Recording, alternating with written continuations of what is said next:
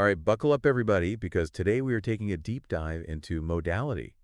Like necessity, possibility, all that good stuff. The really fun stuff. Exactly. And we are going to be taking a look at how philosophers throughout history have thought about this topic. Should be fun. Yeah.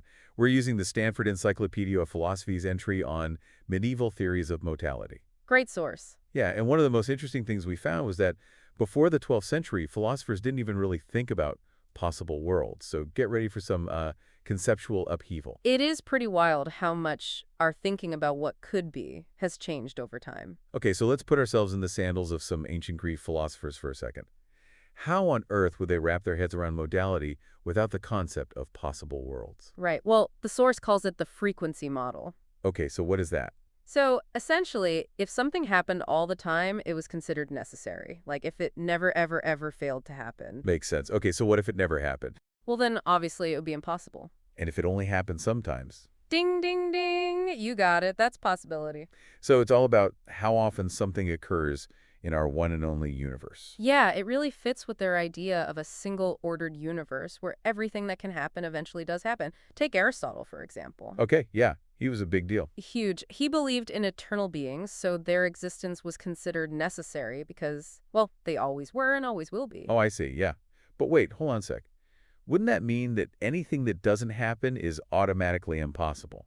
I mean, like all those what-if moments, the road's not taken. This is true. Like, what if I become a concert pianist or world-famous chef? You bring up a really good point, and that's actually one of the limitations of this model. Yeah. It doesn't quite handle those unrealized possibilities, especially the ones that are unique to each person. Yeah, okay, I see. So how did they explain those could-have-beens? Like, how would Aristotle have explained my unrealized potential as a concert pianist?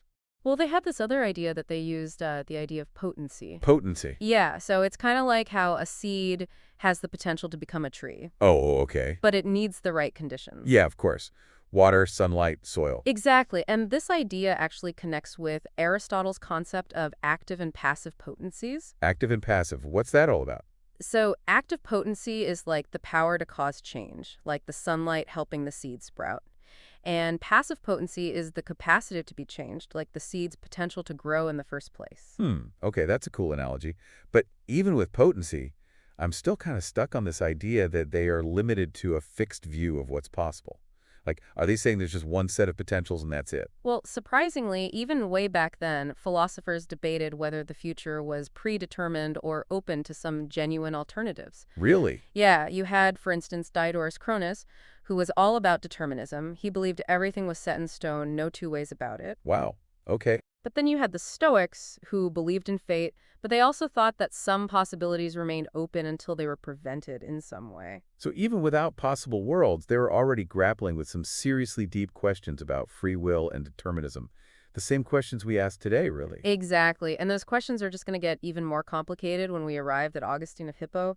Now he brought a whole new perspective, a real game changer to how people thought about possibilities. Oh, Augustine. This should be good. Yeah, so he introduces this really revolutionary idea. God chooses from a realm of, get this, simultaneous alternatives when creating the world. Simultaneous alternatives. Okay, now my brain is starting to hurt.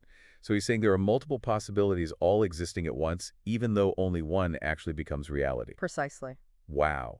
That's a massive shift from just looking at what happens or doesn't happen in our single universe. It was huge. This idea just blew open the doors to a much wider scope of what's possible. And importantly, it tied directly into debates about God's omnipotence. Well, yeah, of course. If God could have made things differently, then suddenly you've had this whole new set of questions about free will. Right. And it also raises questions about the nature of reality itself. So now we've got God curating this cosmic menu of possible worlds and choosing which one to bring to life. Fascinating. But tell me, what kind of philosophical dishes were they whipping up with this new ingredient? Well, for one, it led to debates about the limits of God's power. Take, for example, Gilbert of Poitiers, a thinker from the 12th century. He went so far as to argue that even the laws of nature themselves could be different if God so desired. Whoa, hold on. Is he saying that gravity could work in reverse? He was really pushing the idea of the contingency of the natural order. Like, what if the universe we know isn't the only way things could be? Mind-blowing. So now we're not just talking about what does happen, but also what could have happened? This is a pretty big deal. This whole simultaneous alternatives thing really shakes things up. I'm sure it sparked some serious debates. Oh, you bet it did. And that's where things get even more fascinating as medieval logicians step in to bring some order to this chaos of possibilities. But that, my friend, is a story for part two. All right, so last time we were talking about Augustine and this mind-blowing idea he came up with. Yeah, his idea that God chooses from all these possible worlds, right? Right, it kind of changes everything about how we think about what's necessary and what's, well, just coincidence. It totally shifts our whole understanding of possibility. Exactly. And speaking of systems, I hear that the medieval logicians were all about bringing order to that chaos. So how did they go about systematizing these possibilities, all these new possibilities that Augustine opened up? So picture this. You're a medieval scholar surrounded by scrolls and quills. You have this amazing but also kind of overwhelming task in front of you. You have to make sense of all these simultaneous alternatives, all these possible worlds. Right. What do you do? Flowcharts. Diagrams, maybe some heated debates about categories. Exactly. They loved categorizing. They even went so far as to develop diagrams similar to those used in logic today, just to visualize all the different types of modality. So it wasn't enough to just think about the what-ifs. They wanted to break it all down. Oh yeah, they wanted to get into the nitty-gritty of possibility. I can respect that? Oh yeah, they loved it. They even distinguished between these subtle shades of maybe. You had your natural possibilities. Okay. Those are the things that follow from, well, from the nature of something. Like birds can fly because they have wings. Exactly. Then you have your contingent possibilities, those things that, might or might not happen. Like, will it rain tomorrow? Exactly. And then there were remote possibilities, the things that are unlikely but not impossible. Like winning the lottery 5 times in a row? Exactly. Wow. Talk about having all the bases. Sounds like when you open that door to infinite possibilities, you're going to need a pretty good filing system. And this love of categories led them to make some really important distinctions, like, for example, the difference between didicto and de re modality. Ah, yes, didicto and de re. Just a little reminder for our listeners. What are those again? Okay, imagine you hear someone say, a standing man can sit. Sounds simple enough. Right, but then you realize, wait a minute, he can't sit while he's standing. Uh-huh, gotcha. And that's the difference.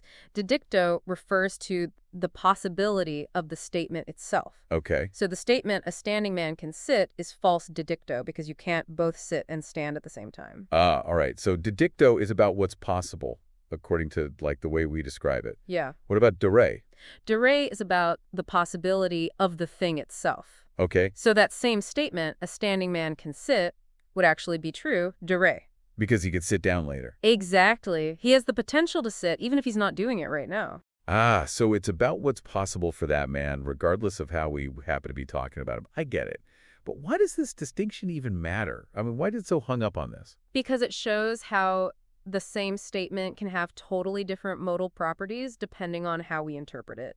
And that's super important when you're dealing with, complex arguments, especially in philosophy and theology. Okay, I see where you're going with this. This sounds like it's going to have some pretty big implications for those debates about God's knowledge and free will that we were talking about earlier. You got it.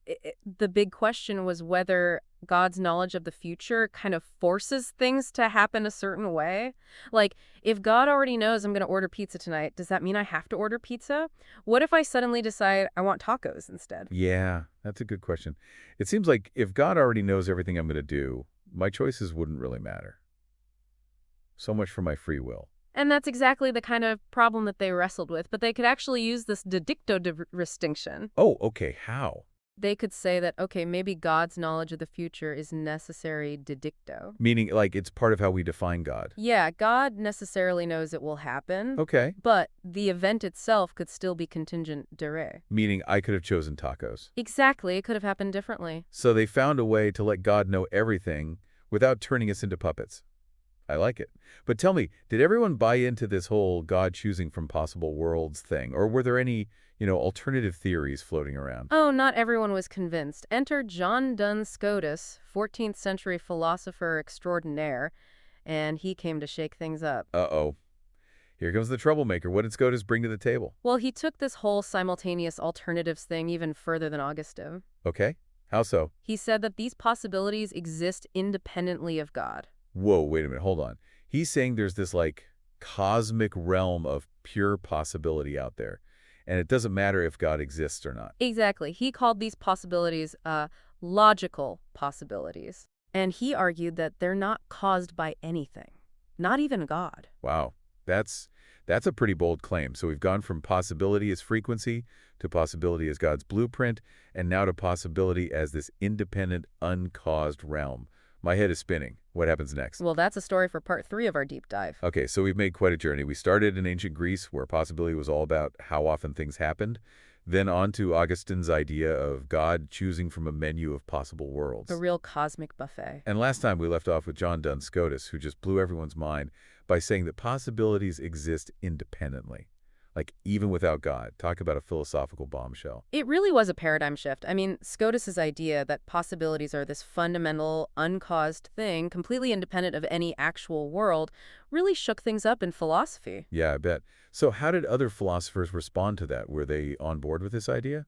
Well, some were and some weren't, as you can imagine. Some thinkers, like Thomas Aquinas, for instance, they weren't ready to just abandon the idea that possibilities needed some kind of foundation, Right. Like, they argued that possibilities were ultimately rooted in God, maybe reflecting some kind of divine idea or, like, archetype. So for them, God was still the ultimate source of reality, not this free-floating realm of pure possibility. Exactly. So it really becomes a question of where you locate the source of what could be. Man, that's getting pretty deep. But I'm curious how these debates, about the foundation of possibility, how did those play out in more down-to-earth philosophical discussions? Well, one area where Codis's ideas had a huge impact was in discussions about the distinction between logical and natural necessity. Okay, back to Logic 101. Could you remind us what those are again? Sure. So logical necessity is about what's true based on the laws of logic. It doesn't matter how the world actually is. Okay, so, like, it's logically necessary that a triangle has three sides. Exactly. No matter what universe you're in, that's always going to be true. Right. Okay, that makes sense. So logical necessity is about pure reason, statements that are just true by definition.